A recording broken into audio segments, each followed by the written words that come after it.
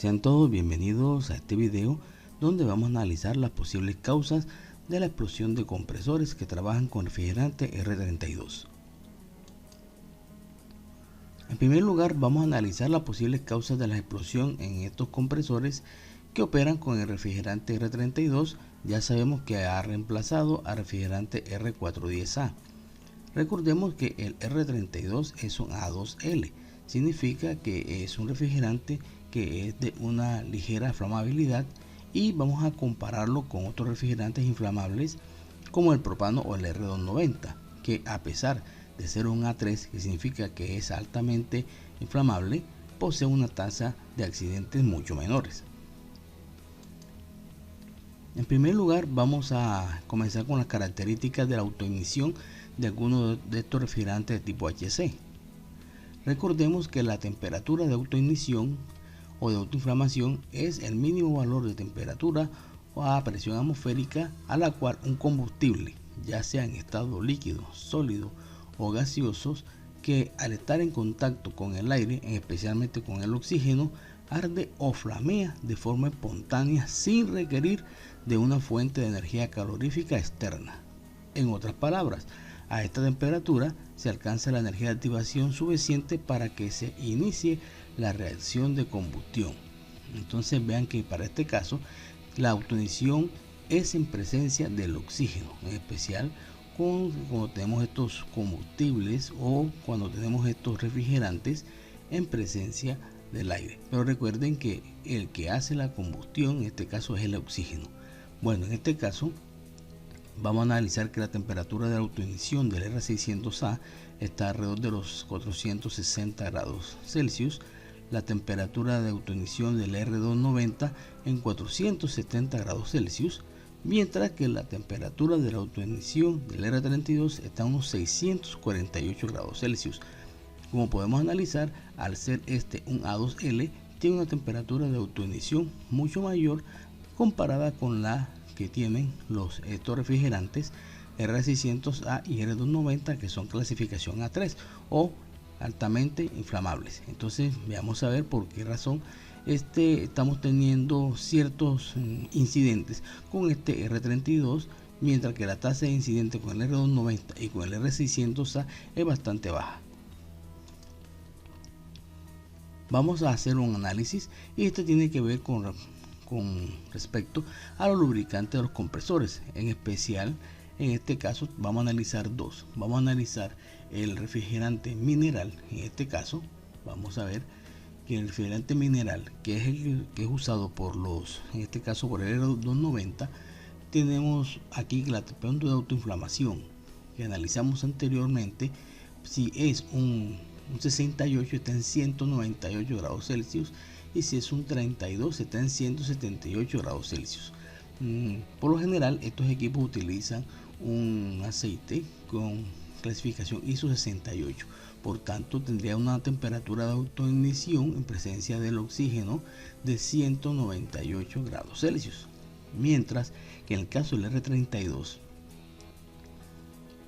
vamos a utilizar un POE. En este caso por lo general utilizamos en aire acondicionado un POE 68, estamos con una temperatura de 255 grados Celsius, y si utiliza un POE 32 está alrededor de los 215 grados Celsius. Entonces vamos a darnos cuenta que con el 32 del aceite POE, en este caso, tiene una temperatura de autoignición mucho mayor que la que tendríamos en el caso del mineral 68, que sería de 198. Entonces vamos a seguir con nuestro análisis, pero de entrada estamos viendo que las temperaturas de autoignición de los lubricantes son mucho más bajas comparadas con las temperaturas de autoignición de los refrigerantes propiamente dichos. Bueno, vamos a seguir con nuestro análisis. Ahora vamos a ver las condiciones de un equipo con carga normal de refrigerantes, en este caso uno que trabaja con 32 y uno que trabaja con R290. Para eso vamos a utilizar un programa aquí para Henderson Properties para hacer un ciclo de refrigeración. En este caso vamos a analizar el ciclo del equipo de climatización, en este caso con R32 y R290, que tengan las mismas características, en este caso una potencia frigorífica de 12.000 BTU hora, una temperatura de condensación de 50 grados Celsius, un subenfriamiento condensador de 5 grados Celsius, un subenfriamiento adicional de 2 grados Celsius, una temperatura de evaporación de 8 grados Celsius, un sobrecalentamiento de evaporador de 5 grados Celsius, un sobrecalentamiento de succión 5 grados Celsius y la eficiencia isoentrópica como la eficiencia volumétrica en un 90%. Entonces vamos a analizar las características del R32 y el R290 con estas condiciones. Bien, y aquí tenemos el resultado con el R32. Vemos aquí su gráfica. Perfecto, aquí tenemos sus condiciones de flujo másico. Vean aquí 52.31 kilogramos por hora. Bien, tenemos un COP de 4.6, bastante alto para estas condiciones. Y vamos a analizar lo más importante. Entonces vamos a analizarnos en la condición aquí de la compresión. Me interesa mucho la mayor temperatura, que sería la temperatura de descarga del compresor, que sería en este caso el punto 2. Bien, para ello aquí tenemos entre las características de operación del programa, vamos a ver que la línea de descarga, bien, que sería esta, bien, del punto 2 al punto 3, vamos a obtener la temperatura de entrada y la temperatura de salida. Vean que para este refrigerante, bajo estas condiciones, tenemos una entrada de 95.6 grados Celsius y una entrada de 95 aquí.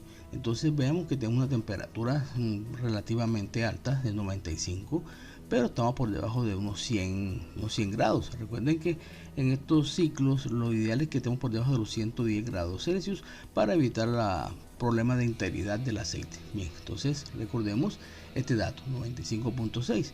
Vamos a ver qué resultado tuvimos con el R290.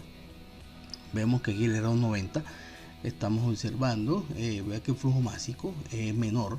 Realmente con el 290 requiero menos cantidad de masa de refrigerante comparado con 32 y tengo una eficiencia de 4.8 COP. La eficiencia del 290 es mucho más alta comparada con la del equipo funcionando con R32. Pero entonces vamos a analizar lo mismo, la compresión, especialmente el punto 2, que estamos por aquí, a ver qué temperatura de descarga tenemos.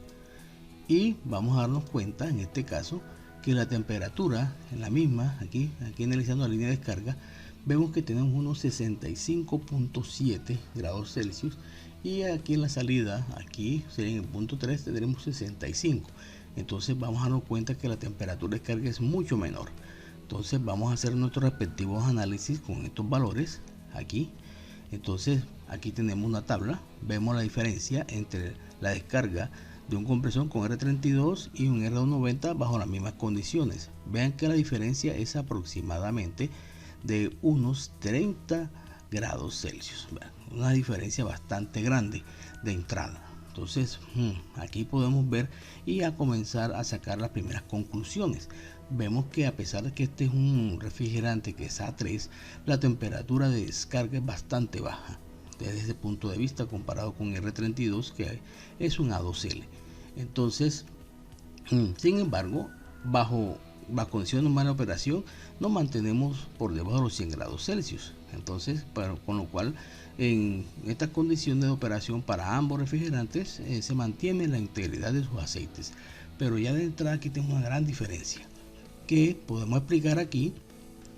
Las razones que es muy difícil obtener una autoignición con un R290 debido a sus bajas temperaturas de descarga, como estamos viendo acá.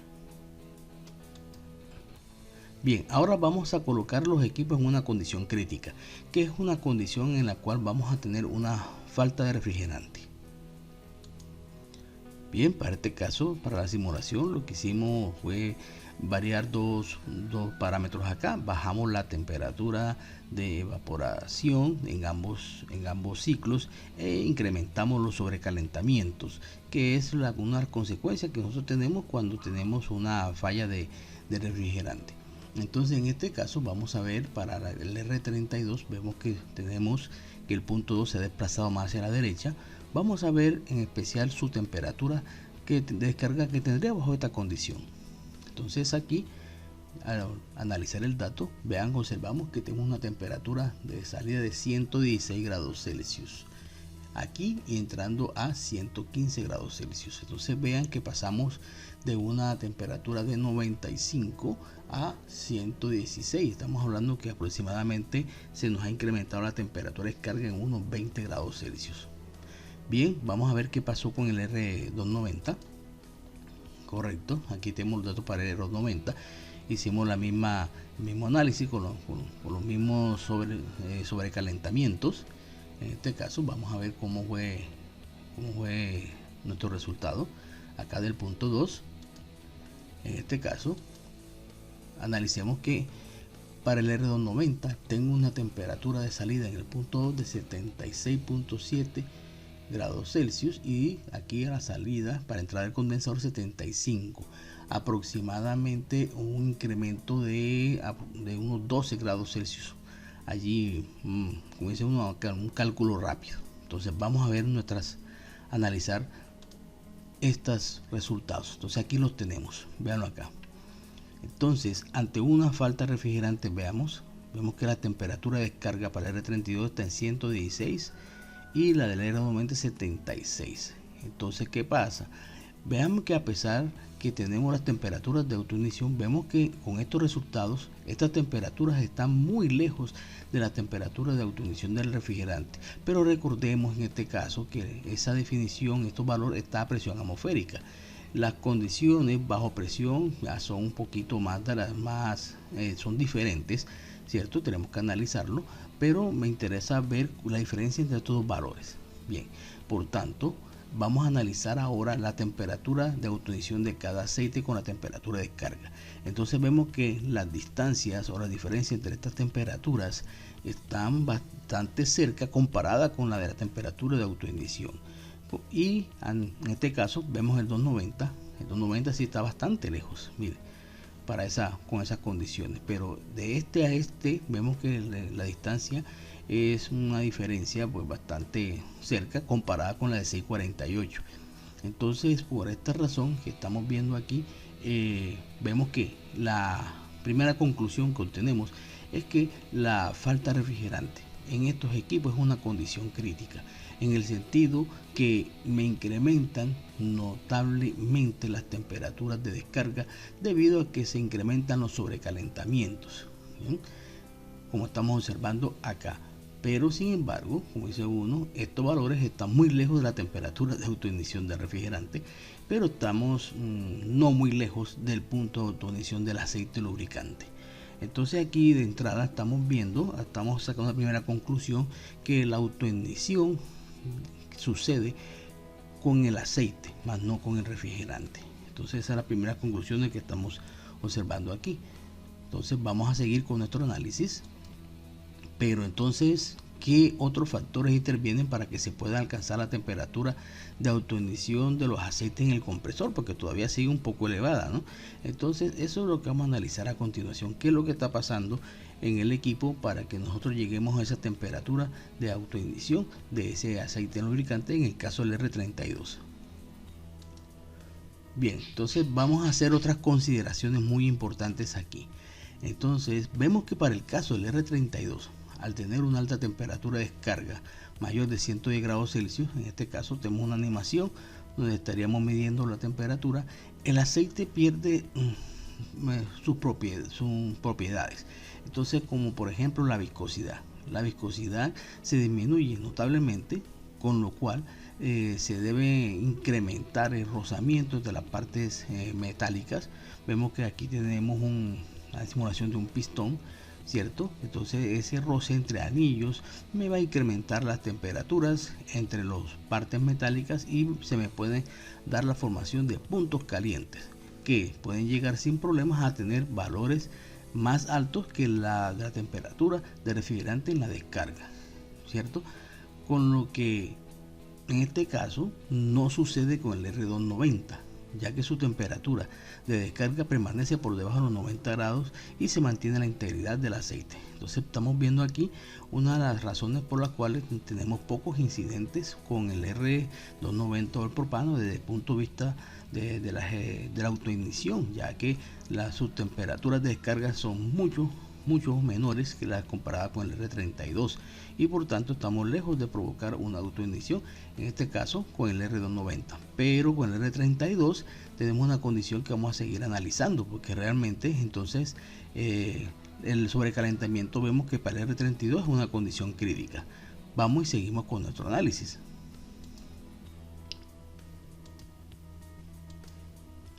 Bien, aquí estamos tomando un estudio que se hizo en la Universidad de Tokio. Este documento está en internet, por tanto doy las respectivas cortesías a ellos sobre la investigación que ellos hicieron y de la cual yo he tomado aquí unas cuantas filminas, entonces para darle sus créditos. Entonces en este caso, en este análisis que está por aquí, que está en inglés, vamos a ver cuáles son las conclusiones importantes acá. Entonces lo importante que analicemos aquí es esta parte de elevación de la curva. Vemos aquí este color aquí ocre, que es con aceite, y en azul sin aceite. Entonces las conclusiones que sacaron aquí de esta parte en inglés, dice que la combustión se produjo con la inyección de aceite. Hubo un incremento de la presión, vemos aquí, vean la presión, aquí hubo una autoignición, bien, hubo un ruido fuerte y una fuerte vibración, donde se hubo la autoignición del lubricante. O sea que esta es la curva que está demostrando la autoignición de acá del lubricante, como estamos viendo aquí. Entonces sí, una comprobación que sí existe la autoignición del aceite lubricante, lo que le llaman muchas veces por ahí el efecto diésel. Sigamos acá, esta gráfica no vamos a entrar mucho en detalle, me interesa mucho esta conclusión de acá arriba, donde en la traducción dice que los accidentes por la explosión de compresores se deben a la penetración de aire en el compresor, o sea, presencia de oxígeno, y el aceite lubricante se enciende automáticamente y luego el refrigerante se quema. O sea que hay un efecto en cadena, y estamos viendo acá que es lo que ellos están concluyendo, y lo cual tiene bastante lógica. Perfecto, entonces seguimos con nuestro análisis acá. Bien, entonces con respecto a las conclusiones que ellos sacaron, me interesa una muy especial aquí, donde dice que los accidentes durante el pump down, el proceso del pump down o almacenamiento refrigerante, son causados por el efecto diésel, ¿cierto? Por una mezcla de aire, de refrigerante y aceite lubricante. Entonces vemos acá cómo es la conclusión. Dice que la autoignición del lubricante, aquí, ¿cierto?, genera la combustión del refrigerante y se incrementan las presiones. Es el efecto cadena que estamos hablando ahorita en las pasadas filminas, ¿sí? Entonces muy importantes estas conclusiones que están acá. Perfecto, veámoslos aquí y veámoslos aquí. Correcto. Entonces esa es la parte de la conclusión del estudio que estamos viendo aquí, que todo comienza con la autoignición del aceite lubricante, como estamos analizando. Perfecto, y la autoignición del aceite lubricante genera después la combustión del refrigerante, o sea que no hay que echarle la culpa al refrigerante que está estallando. El asunto es que tenemos una autoignición del aceite lubricante, que es el que está generando todo este proceso. Bien, vamos a sacar otras conclusiones acá. Vamos a sacar aquí en este caso nuestras conclusiones. Entonces vemos aquí que los accidentes se deben primordialmente a la presencia de aire, por eso pongo el oxígeno en el sistema, que sumado a las altas presiones de descarga y por consiguiente alta temperatura de carga o puntos calientes en el compresor, generan el efecto diésel en el aceite lubricante o la autoignición del mismo. Entonces esa es parte de la conclusión que estamos obteniendo acá. Entonces vamos a ver entre las causas de la presencia de aire en el equipo se tienen, porque es que hay que analizar algo. Esta autoignición sucede no solamente por las altas temperaturas, es que tenemos presencia de oxígeno, que es el que favorece esta autoignición. Entonces vamos a ver cuáles son las causas de la presencia de ese aire en el equipo o en el interior del equipo. Entonces tenemos la primera, es no realizar el vacío de las tuberías y el evaporador al momento del montaje del equipo. Entonces vemos que esas prácticas en las cuales no hacemos vacío a las tuberías, que hacemos barrido con el mismo refrigerante, no es una buena práctica, porque aquí me está quedando un rastro, una presencia de cierta masa de aire, que es la que está quedando dentro del equipo, o la presencia de gases no condensables. Entonces allí tenemos otra primera causa. vamos a ver otra causa, y entre las cuales son los malos procedimientos de vacío. Entonces, si hago un vacío pero tengo malos procedimientos, como por ejemplo no usar vacuómetros que garanticen presiones menores de los 500 micones de mercurio, o sea, no tengo cómo identificar que estoy haciendo un buen vacío. El otro, el uso de compresores como bombas de vacío. Recordemos que los compresores no están hechos para crear vacío y por tanto no voy a obtener los niveles que me garantizan una buena instalación. La otra, el juego de manómetros con problemas de estanqueidad o sellamientos. Entonces vamos a utilizar manómetros con filtraciones, etcétera, que también vamos a tener problemas. Otra, podemos ser que tenemos bombas de vacío en mal estado. En ese caso, pues no tengo una bomba de vacío, pero por falta de mantenimiento ya no me están llegando a los niveles de vacío deseados y me están dejando niveles de vacío muy altos. Entonces aquí puedo también tener un mal procedimiento de vacío. El otro es el usar el refrigerante del equipo como barrido para purga de tuberías y evaporador, como mencionamos anteriormente. Entonces esa es una muy mala práctica, sobre todo con esta clase de equipos que utilizan refrigerantes de tipo flamable.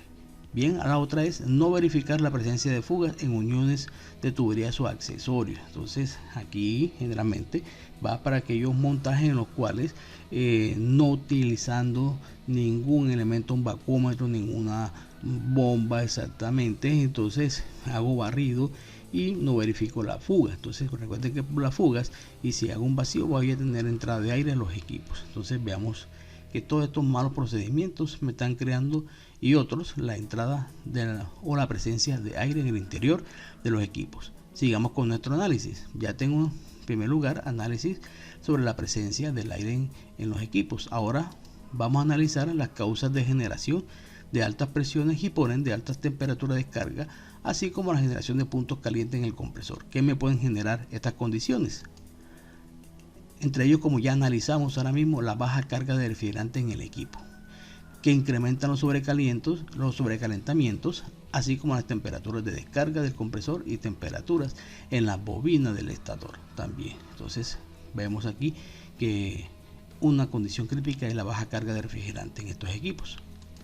Siguiente, estoy hablando en este caso de una alta carga de refrigerante. ¿Por qué una alta carga de refrigerante?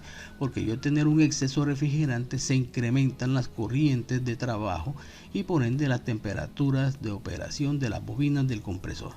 Entonces recordemos esa parte, que no podemos sobrecargar los equipos porque también estoy generando una especie de puntos calientes acá.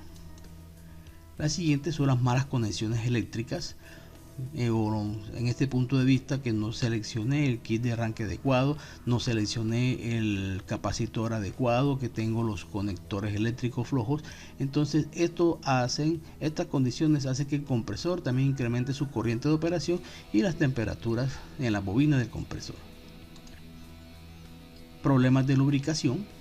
Entonces aquí tengo poco aceite, tengo una viscosidad no adecuada, etcétera, que incrementan el roce entre las piezas, o también una falta de aceite, y lo cual se van a ayudar a que se me formen roces entre las piezas, creando puntos calientes en el compresor. La otra, obstrucción del flujo de refrigerante en el equipo, en este caso con capilares obstruidos o tuberías aplastadas porque no utilizo las herramientas adecuadas para hacer un doblado de las mismas. Entonces, al crearse un aplastamiento de las tuberías, lo que estoy haciendo es un efecto de obstrucción, donde me está llegando poco refrigerante, ¿cierto?, a la succión, y se me está acumulando mucho refrigerante en la descarga. Entonces, ¿qué pasa? Se me suben las presiones de descarga y se me reducen las presiones de succión, y por ende, como está llegando poco refrigerante al compresor, no se refrigera bien y voy a tener problemas con el incremento de las presiones de descarga y también la formación, o en este caso se me va a calentar la bobina del compresor, entre muchos. Recuerden que el refrigerante hace parte del sistema de enfriamiento del compresor, entonces recordemos esa parte. Seguimos con estas causas. Vamos a ver otras. Aquí tenemos una inadecuada viscosidad del lubricante que incrementa el roce entre las piezas. Entonces, cuando vayamos a hacer un cambio de aceite, tenemos que colocar el aceite del tipo y de la viscosidad que recomienda el fabricante, porque al colocar en este caso un lubricante con una menor viscosidad, voy a tener este problema que tenemos acá. Bien, aquí ahora cuando vamos a realizar el almacenamiento de refrigerante en la unidad condensadora con compresor caliente. Entonces en este caso de estos refrigerantes, de mi parte recomiendo que si hay que almacenar el refrigerante, a pesar que el equipo está sin problemas, lo ideal es que comencemos a hacerlo con el equipo apagado, que tenga alrededor de 1 o 2 horas de estar apagado, de esta forma que las temperaturas del compresor sean las mismas temperaturas ambiente, de forma que cuando vayamos a realizar el almacenamiento, recuerden que aquí estamos haciendo un pound down, se van a subir las temperaturas, pero alrededor de unos 10 a 15 grados como máximo, y si el domo estaba cuando iniciamos a temperatura ambiente 30 grados, vamos a tener unos 40 grados, lo cual es una temperatura que está bastante baja de cualquier temperatura de autoignición. Entonces el procedimiento es más seguro comenzando a hacer el almacenamiento cuando la unidad condensadora está apagada durante cierto tiempo, mínimo 2 horas, que cuando tenemos un compresor o hacemos el almacenamiento con el compresor caliente. Otra condición que me puede generar estas altas presiones tiene que ver con las altas temperaturas de condensación de los equipos, que se incrementan la presión de descarga y por consiguiente mayor consumo de corriente. Entonces esta es otra condición muy importante que tenemos que tener en cuenta. Y la otra son problemas de condensación, que nos puede crear problemas. Prácticamente esta y esta están muy relacionadas. Entonces los problemas de condensación, como obstrucción del flujo de aire en el condensador, cuando el condensador está sucio, tenemos aletas dobladas, etcétera, o cuando hay un condensador de este caso de baja capacidad, también podemos tener problemas de condensación que nos tienden a incrementar justamente las presiones de descarga. Perfecto. Bueno, entonces ahora, después de haber dicho todas estas causas, vamos a ver qué precauciones se deben tener en cuenta para evitar estos accidentes. Entonces vamos a mencionar unas cuantas en este caso que espero que se tengan en cuenta. Bien, vamos a ver las recomendaciones que vamos a seguir para evitarnos estos accidentes. La primera es usar los elementos de protección personal. Recuerden que es muy importante esto, que nos pueden proteger en caso de cualquier problema que tengamos en el procedimiento. Generalmente en los videos que vemos donde suceden estos accidentes y ahí hubo afectación al técnico, lo que primero que estamos observando es que no tenía los elementos de protección personal. Entonces estos elementos de protección personal nos van a proteger en caso de un accidente, por eso es muy importante tenerlo en cualquier procedimiento. Lo siguiente, usar los instrumentos, equipos y herramientas requeridos para el proceso respectivo. Entonces, en este caso, si voy a trabajar con refrigerantes inflamables, ya yo no puedo utilizar la misma bomba, tengo que utilizar bombas con sistema ATE, que son a prueba de chispas, o sea que son equipos, instrumentos y accesorios que están hechos para trabajar con este tipo de refrigerante. Entonces es muy importante tener en cuenta esas condiciones, que los equipos que trabajamos, accesorios y herramientas que trabajamos con los refrigerantes fluorados ya no son los mismos con los que trabajamos con estos tipos de refrigerantes inflamables. Entonces tener muy pendiente eso.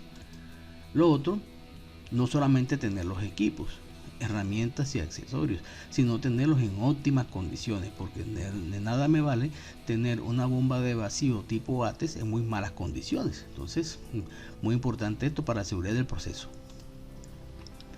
Esta parte es muy importante, que significa que aplicar los buenos procedimientos y las buenas prácticas de refrigeración.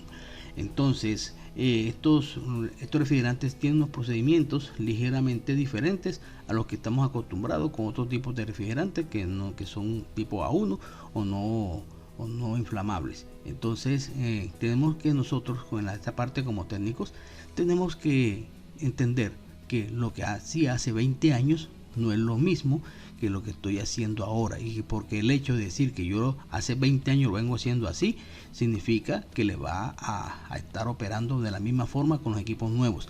Recuerden que hemos tenido cambios tecnológicos desde hace más de 20 años y que hay que irse adaptando a estos nuevos equipos y a estos nuevos refrigerantes. Entonces, por esa razón, la siguiente recomendación y muy importante es capacitarse. y capacitarse en el manejo seguro de equipos que operan con estos tipos de refrigerantes inflamables. Es muy importante la capacitación. Entonces, para que ustedes puedan tener toda esa seguridad y aprendan a conocer al refrigerante y sobre todo a manipularlo. La siguiente tiene que ver con leer los manuales de instalación y usuario proporcionados por el fabricante aplicando sus recomendaciones. Muy importante esta parte porque el fabricante en sus respectivos manuales nos dice entre mucha información, como por ejemplo la superficie o el área de recinto donde puedo colocar ese equipo, nos dice cuánta cantidad de refrigerante aceite tengo que adicionar, cuando hay que extender las tuberías, etcétera, etcétera, u otros consejos que nos da él para que nuestra instalación tenga un éxito y sea lo más segura posible. Entonces siempre hacer una respectiva lectura de dichos manuales.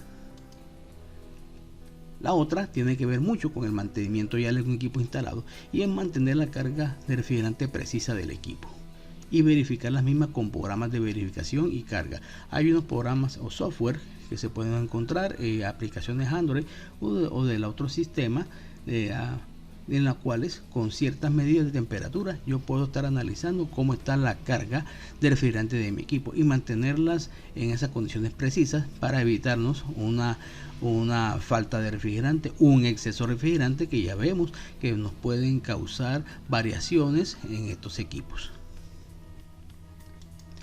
Bien, como recuerden siempre que en este caso la capacitación es muy importante. Por eso que siempre decimos en estos videos que mi conocimiento y entrenamiento es mi seguridad, porque mientras más conozca de ese equipo, de ese refrigerante, y mientras más esté entrenado en su manipulación u operación, reduzco los niveles de riesgo prácticamente a cero. Entonces los invitamos a que nos capacitemos con el manejo de estos refrigerantes. Muchas gracias, no olvidar su like si les gustó el mismo y como siempre nos despedimos, recuerden que mi conocimiento y entrenamiento es mi seguridad.